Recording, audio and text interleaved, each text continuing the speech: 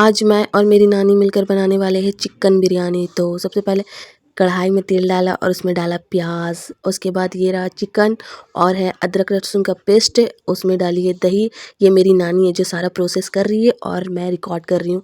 तो सबसे पहले चिकन लिया, उसके बाद डाला अदरक लहसुन का पेस्ट, उसके बाद डाला दही, उसके बाद डाला है पोस्तू और नारियल का पेस्ट, उसके बाद डाला है जीरा गोल की, धनिया और क्या मिर्चा पाउडर और गरम मसाला, ये रहा नमक।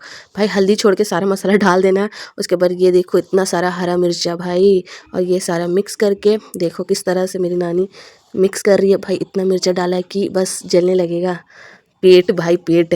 और उसके बाद फिर देखो ये बड़ा सा डिक्चा है, उसमें डाला है शाही जीरा एंड गरम मसाला।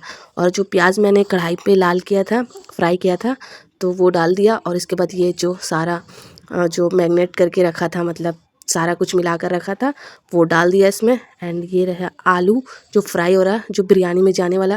भाई ये रहा बिरयानी जो मैंने शूट नहीं किया था जब बना था। वीडियो अच्छा लगे लाइक शेयर सब्सक्राइब।